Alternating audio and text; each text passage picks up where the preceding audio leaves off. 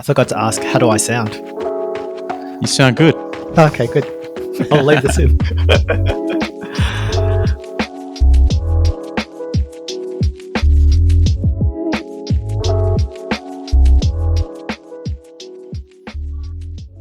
Hi everyone, and welcome to another episode of the WA Running Podcast as we record on the 23rd of June 2025. This week we cover results from the Ultra Series Cape to Cape Ultra Marathon, as well as the Runningworks Heaven and Hell Trail Marathon. We were meant to chat to Gaby Villa this week, but after a last-minute call-up to crew for the backyard Ultra Goat Phil Gore, she's currently busy giving foot rubs and foot baths at Dead Cow Gully over in Queensland. We'll have her on next week for a special interview-only episode. Speaking of crewing, foot rubs, foot baths, across my screen is someone who finally is tapering as he prepares for Gold Coast Marathon in 13 days' time. Chris the Metronome Shaw, how are you, mate? Good, mate. Just thinking about that honey I've got in the back pocket next March. Yep. And it's interesting to see what goes on in those backyard ultras on Instagram. But we'll have to take a few notes and get you ready for your turn next year. I've seen a couple of video reels being sent through our run chat group over on Instagram of a lot of honey massages. So seems like you've effectively ruined the algorithm in terms of our own respective Instagram accounts. Yeah, I've tainted the warp one too. So it's All right, so 13 days to go. How's your training looking this past week? It was good. I think you said finally taking a rest day today, which I think is what's going on, mate. I know it feels like it's a funny feeling, when you run continuously for 8 weeks straight. It's suddenly you feel very tired, but no, feeling better now. My week was pretty good. Had a little scare potentially on a Saturday afternoon when I realised that our community run was going to be 600 plus metres of elevation, but it turned out to be pretty chill actually. I mean, it was 600 metres, but taking it quite easy, especially starting in the dark. Shane set us off on the Bibbulmun track from Kalamunda, and that first section was actually pretty technical, like a lot of rock hopping, a lot of stairs, and head torches on. So everyone was taking it quite easy in those first kind of 3 kilometres. And so that probably did set the tone and the pace for the rest of the run, which was good. And it became more of a social thing than something, a bit more performance based. But no, been a good week. Had a couple of smaller sessions this week, didn't really kind of turn the screws too much. I think did Tuesday and Thursday as per normal, and then Saturday, I did like my long run, 2 hours 15 minutes, and I did kind of a 90-minute steady block in there. So that was kind of my favourite run of the week. I like to do that run 2 weeks out from a marathon because it's not quite marathon pace, but you're still kind of working and just kind of maintaining an effort for roughly 90 minutes, which worked out to be about 21 k's worth of steady run. So what is your steady pace nowadays? I'm just saying it's somewhere between 10 and 20 seconds slower than my marathon, estimated marathon pace. So between 4:15s and 4:25s or 4:10s. Yeah, I don't know. Like 4:15s is probably pretty comfortable, and that's kind of what I did at that Joondalup pacing gig. I did 4:12s for 21 k's. So feeling quite comfortable at that pace. So hoping that marathon pace is slightly higher than that.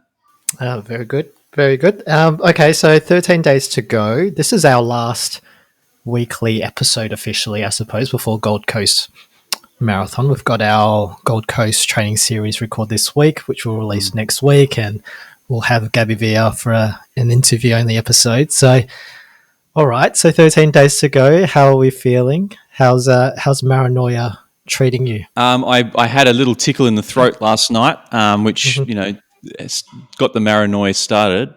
Woke up this morning feeling pretty garbage, but have somehow come good for the rest of the day. So hoping that by tomorrow I'm feeling fresh again. haven't had any strange niggles that I've had in the past. Like there've been a couple of occasions before a marathon where I have suddenly had like excruciating ankle pain, like 7 days out from the race, and just something just out of nowhere happens, and I might step out of the car and suddenly I can't walk. But I mean, so we've still got a little while to go before that happens. But yeah, I'm hoping that there's nothing too scary popping up in the next 2 weeks. I'd like it if it was a pretty smooth sail from here, if I'm honest. Are you planning on doing any bloody housework? Because I remember you were telling me, I don't know which marathon it was, but you almost fell off a ladder or something happened involving a ladder. Yeah, I think that was before Perth Marathon in 2023. I was cleaning the gutters, I think, and I missed the step on the ladder and fell off and nearly twisted my ankle. But yeah, I won't be doing that.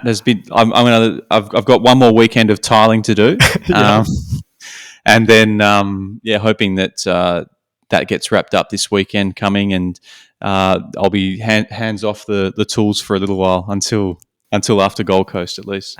Very good, very good. And all right, so what are you wearing for Gold Coast? Because I remember you were trying out, was it the Endorphin Elites a couple of weeks ago?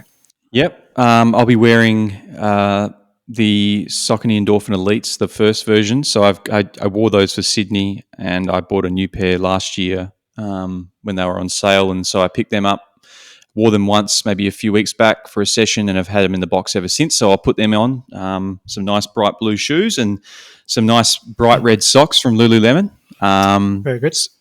I think some of the Lululemon Fast and Free running tights. So if Lululemon are willing to sponsor this podcast, it'd be greatly appreciated. And then I think we might have something special organised for our singlets on race day. So we might keep that a secret until that comes to fruition. But that'll be kind of the kit. I'll be wearing contact lenses, so no glasses. Very good. And I'll be stocking up. I'll be having Bix gels every 30 minutes. So I'll have 6 gels on my body. I'll have one before the race, and then once every half an hour. So, and then I'll have probably a hip flask, basically like a running belt, and a 500 ml flask with a few scoops of Bix in there and a bit of water. So it usually carry about 400 mils in there. Just keeps it not too full so it doesn't bounce around, but enough just to sit nice and tight to the body, and then just pick up water and electrolytes on course. So that's kind of my strategy going into this. Trying to aim for roughly 90 to 100 grams of carbs an hour. And you've been practicing that for the long run? Yeah, I've been trying to push over 100, but it hasn't been working out amazing for me. So I think I'll stick to between 90 and 100. And cool. I'd like, no doubt I'll feel pretty sick by 35 Ks, and I won't want to have that last gel, but just got to get it down and get it done, because on the home straight by then, hopefully heading back towards the finish line by that point. Beautiful. Okay. All right. So my mileage for the week is 100 Ks. So I think my key session was the 3x5K on the Saturday. Rough morning on a Saturday morning, a bit of rain. Physically it was rough, and many other reasons as well. So I had Gaby do a sweat test on me on, I guess, the start of that week on the Monday. So I did. So essentially we'll go into more detail when we interview Gaby next week, but effectively we met at Optus Stadium and sort of weighed myself just to get an indication of how much I weighed before the test. Then I had some sweat patches applied and decided to run marathon efforts during the test. So just to, I guess, get a true reflection of what my sweat was like during marathon pace. And so she's analysed the results, and I've only just shared the results just prior to the record, and I hinted that I was a heavy sweater, but looking at some of the results here, it's not only am I a heavy sweater, but it's fucking a waterfall in terms of results. So so my sweat rate looks to be 2.94 liters a fucking hour, which on a scale of well below average, average, above average, and well above average, I am well above average. So I think this, By like 30%. Yeah. yeah, huge, yeah. It is a fucking waterfall. And I think the sweat patches also calculates how much sodium I lose. So it looks like I'm losing effectively a gram a liter, which is, yeah, just above, well above average. So not only am I a sweaty boy, I am a very, very salty boy as well. Very salty, yeah. So it's doesn't look great, but it does validate a lot of my suspicions in terms of, why I might be cramping every time I race a marathon. And I guess these results, it kind of validates that to a certain degree. So Gaby gave me some recommendations in terms of how I go about it, and we'll cover it next week. But effectively, realistically, I'm going to lose a lot of water and sodium during the marathon, and it's probably unrealistic for me to try and replenish that throughout the marathon.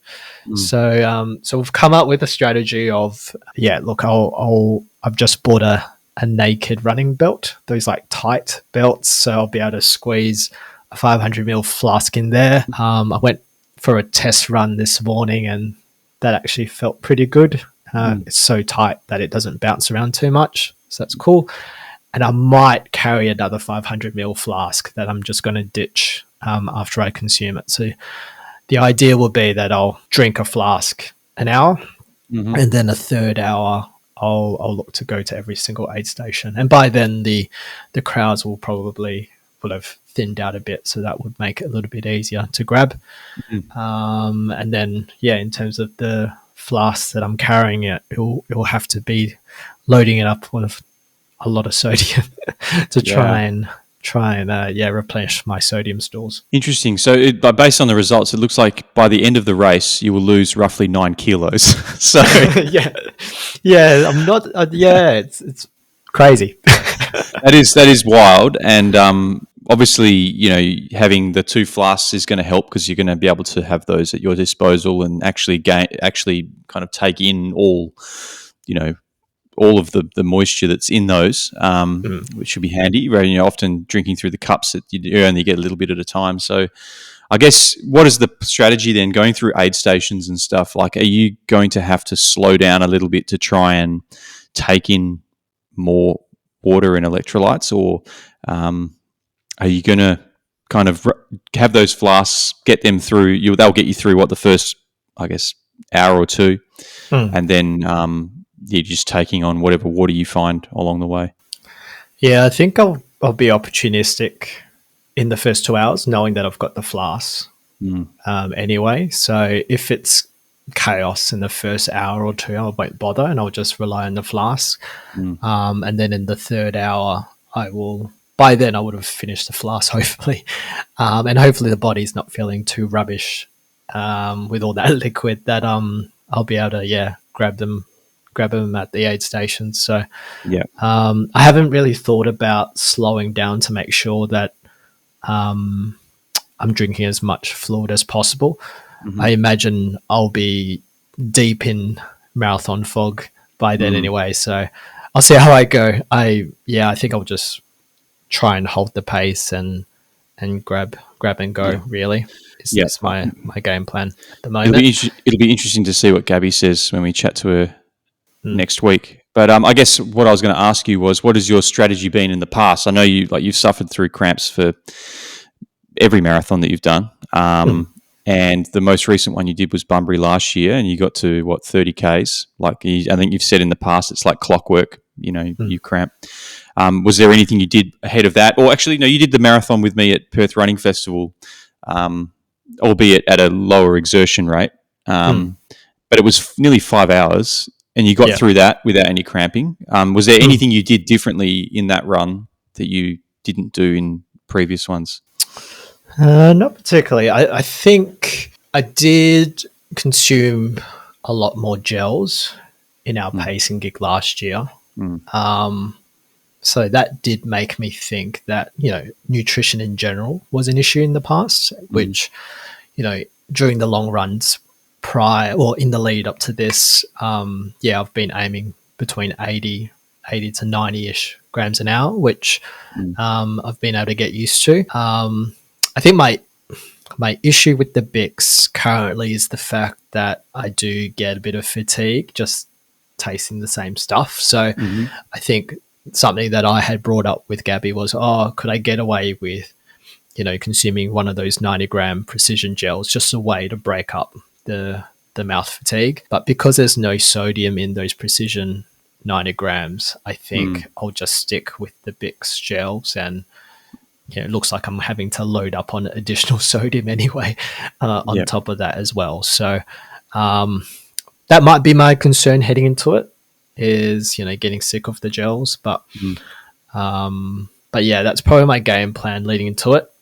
So for Saturday of this week, what Gaby also recommended was a hyperhydration protocol, which is Gaby will go into more detail next week, but effectively it's this mixture made up of glycerin and sodium with a lot of liquid, and it's meant to help, try and absorb as much fluid and maintain that fluid into your body as much as possible. So I tried that on Saturday before the tempo session, and it's just so much liquid.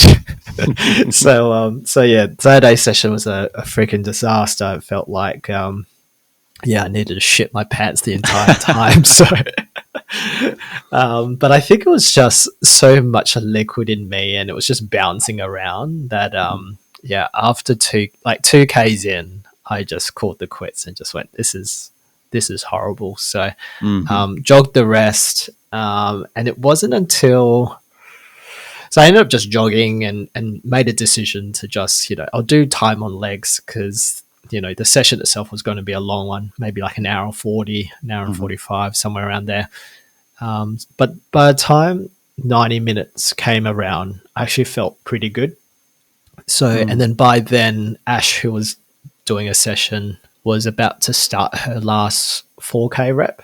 Okay. So I decided to just jump in on that, and that actually felt okay. Like, it didn't feel amazing, but it felt okay. So it made me think that maybe it's a timing thing, because I only woke up at 4 a.m. for a 5:30 session start, and what they recommend in terms of this hyperhydration protocol, that you start 3 hours beforehand. So maybe I just left it a little bit too late. True. So I'll practice a little bit for this week and make a call. I don't think I'll be consuming the entire liquid, because I think based on my body weight, there is a recommendation of consuming 1.6 liters, which just doesn't seem realistic for me, especially marathon morning. So I'll just play around with how much fluid I can handle, and probably make a call by the end of this week. Yeah, nice. I mean, I'm looking forward to hearing what Gaby says, and whether or not that, if I know you guys have already had a discussion, but whether or not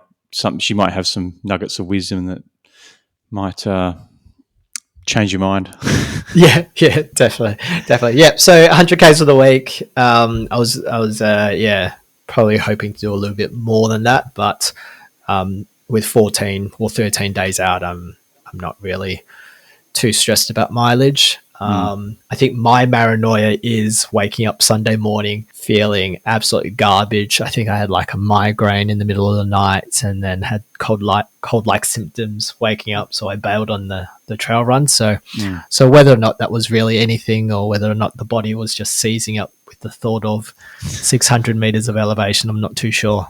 Or a bit of maranoia in there. So so gave that one a miss.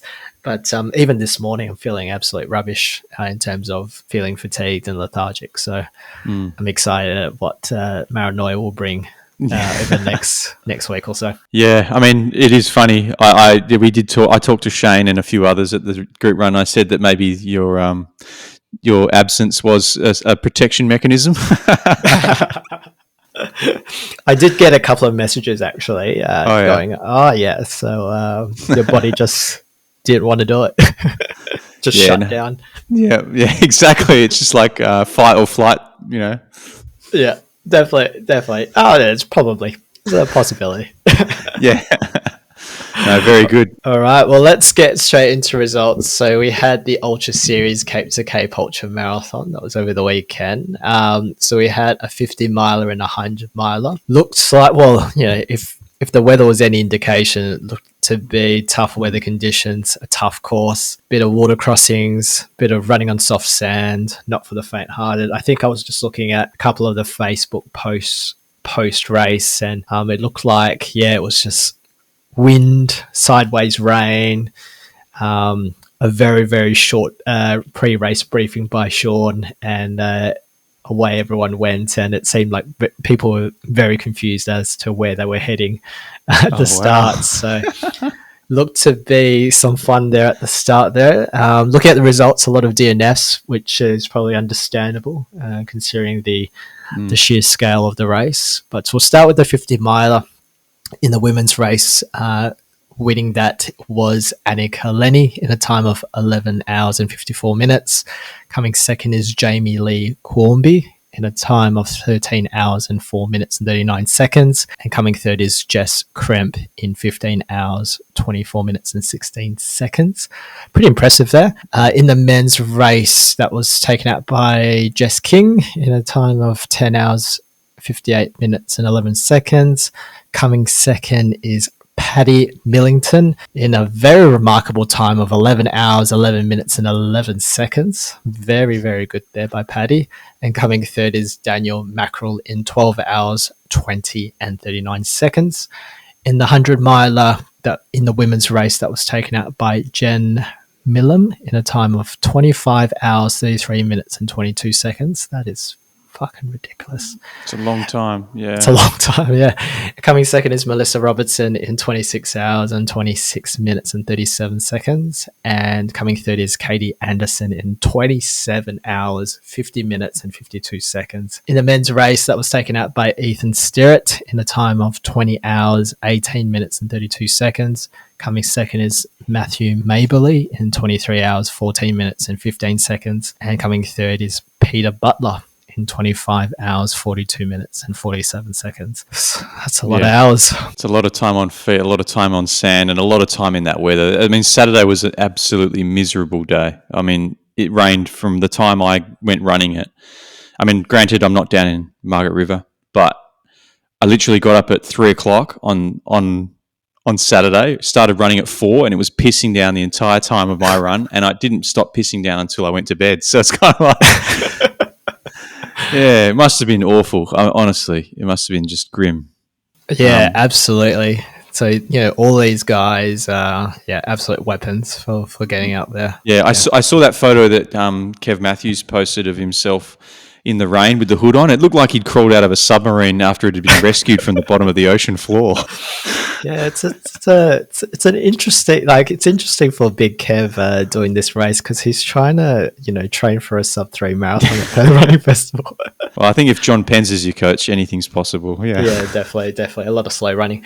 All right, let's move on to the Heaven and Hell Runningworks Trail Marathon. Yeah, so that was yesterday, the 22nd of June. That was out at Banyola Regional Park up between Gosnells and Rollystone. I've run up there a couple of times with Ordwin. It's actually really beautiful, some incredible vistas and some pretty challenging trails. It looks like the weather from the previous days might have scared a few people off because I did see a few DNS on the list, but it actually yesterday was pretty good weather for the most part.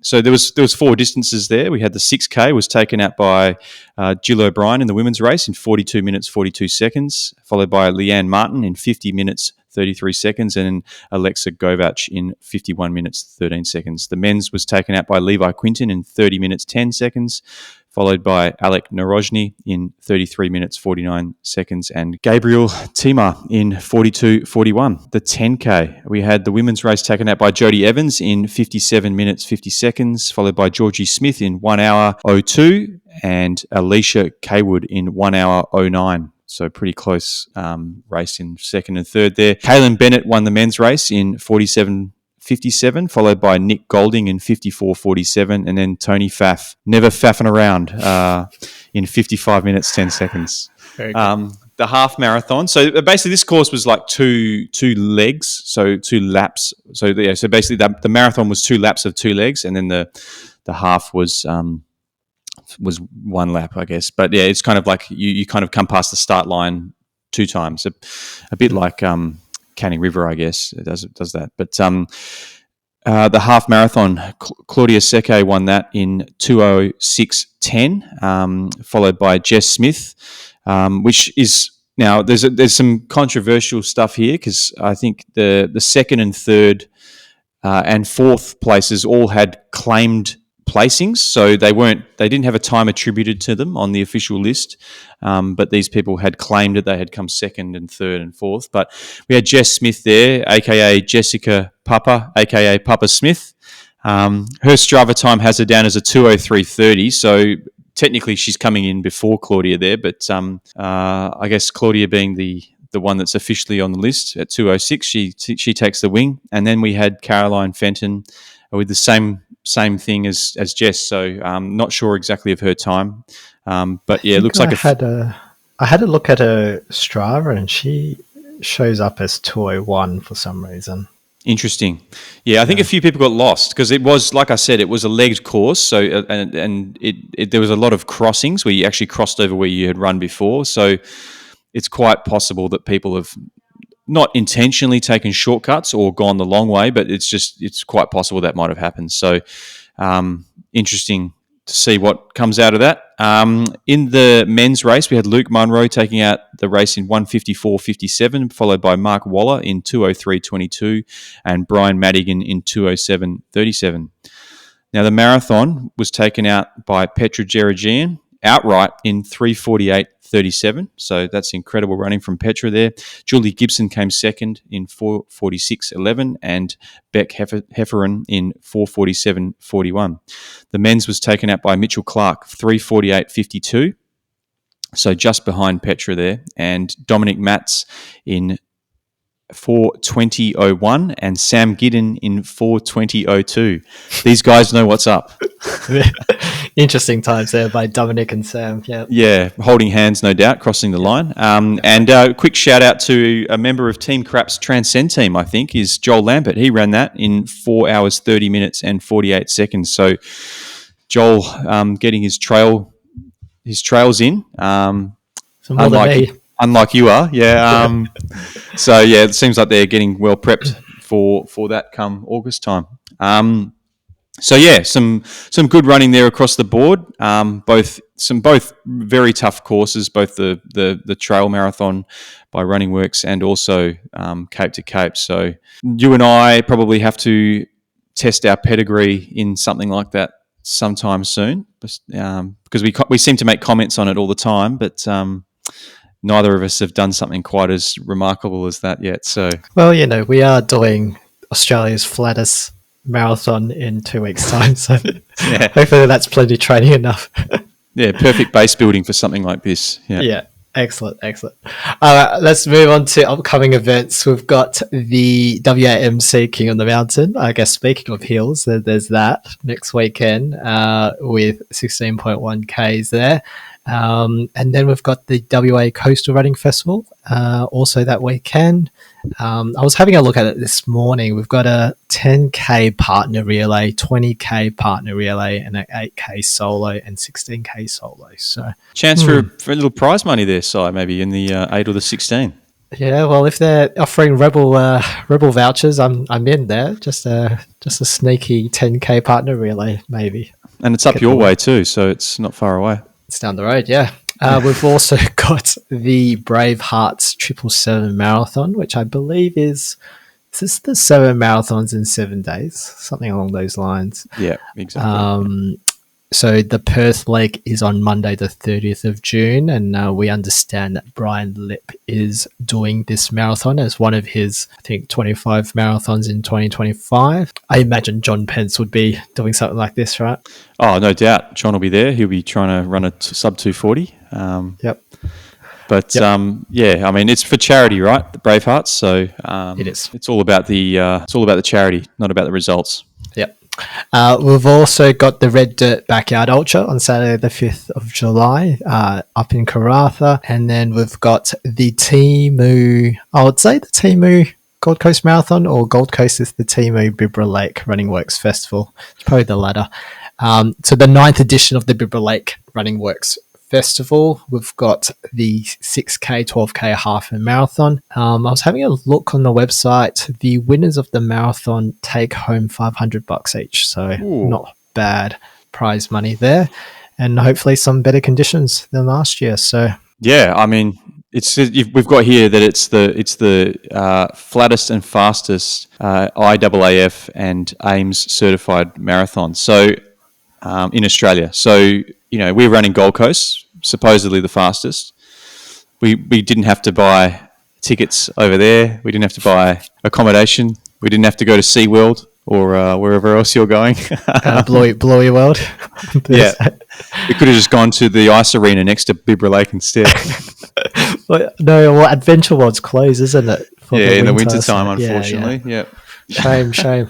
And we've got the PTS Jolly John Buck also on that weekend. And then I guess looking ahead, we've got the Marathon Club Shelia Loop Run on the 20th of July. All right, let us move on to Warp Admin. So we had the Transcend community run over the weekend, Chris. I was unable to be there due to my poor mindset, but how was it, mate? No, it was so much fun, mate.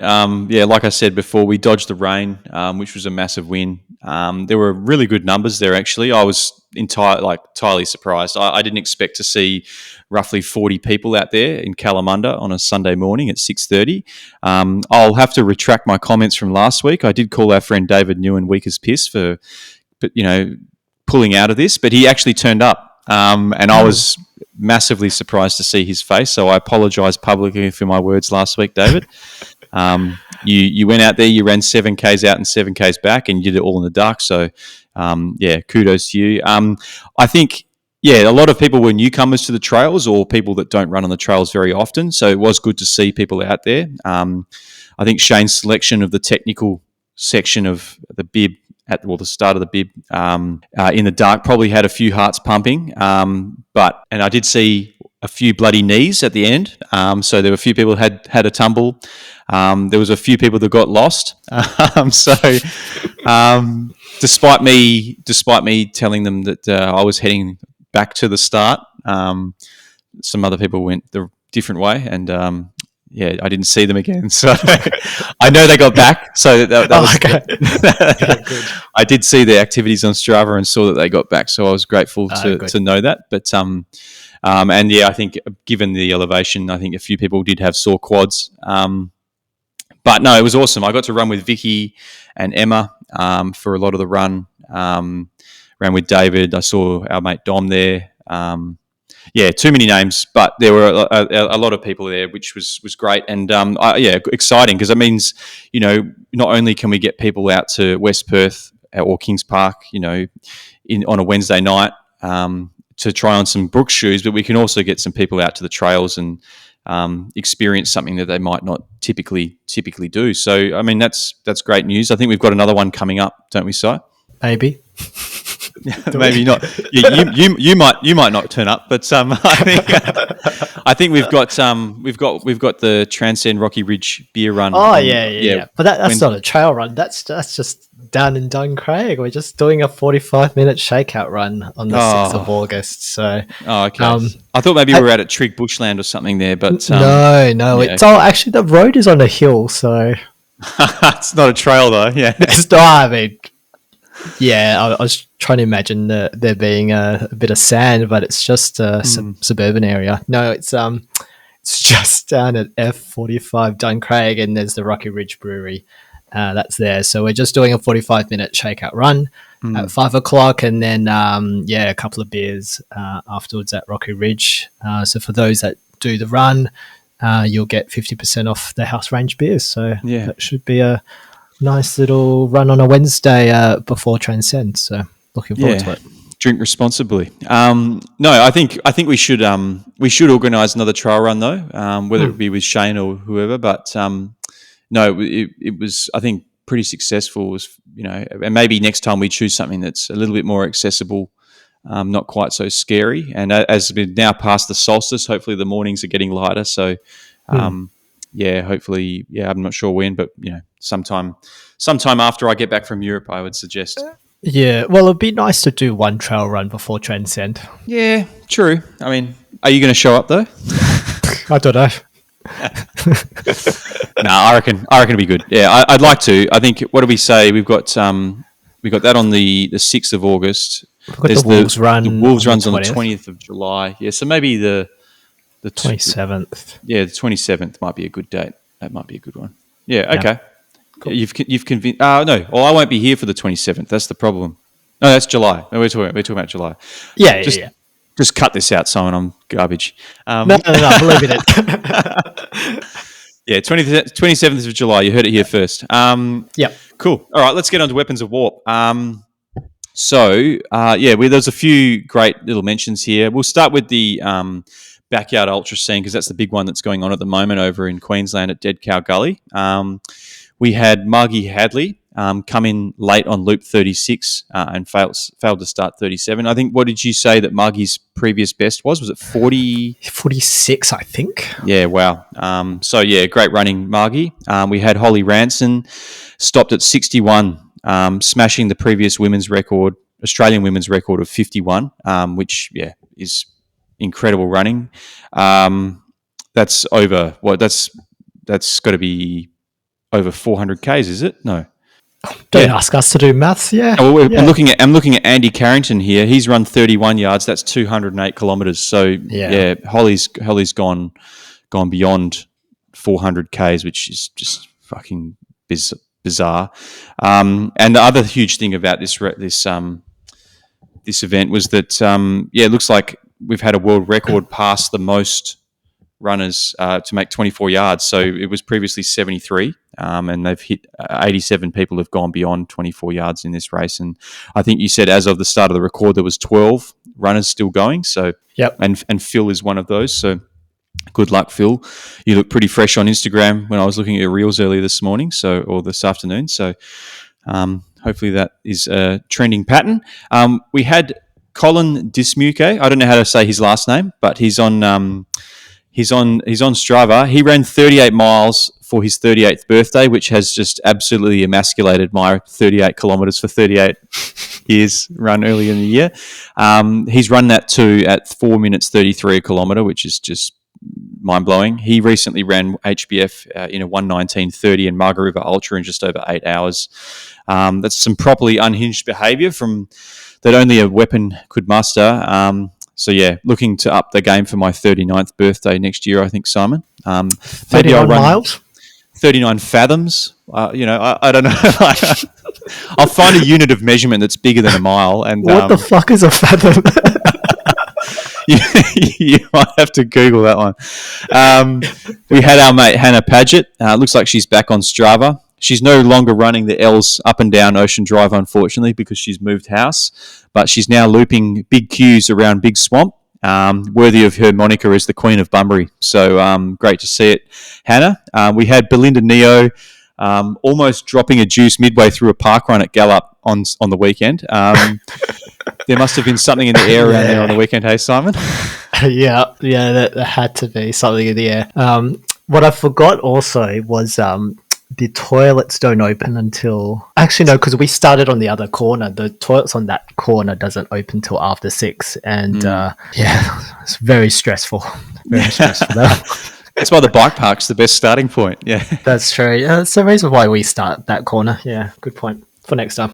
So that's all of our weapons, mate. I think we're done. Yeah, no. All right, we'll wrap it up. So our socials is WA Running Pod on Instagram. Our email address is warunningpodcast@gmail.com, and our Strava group is Warp. I think that's it for us for a couple of weeks in terms of the weekly apps. So you'll get the Gold Coast training series next week. You'll get the Gaby Villa interview next week as well, and we'll see how our races pan out at Gold Coast. So it'll be a couple more weeks until you see us on the or you hear us on the weekly episodes. So thanks for joining us, and we'll catch you next time on the WA Running Podcast. You're not going to say bye. Yeah.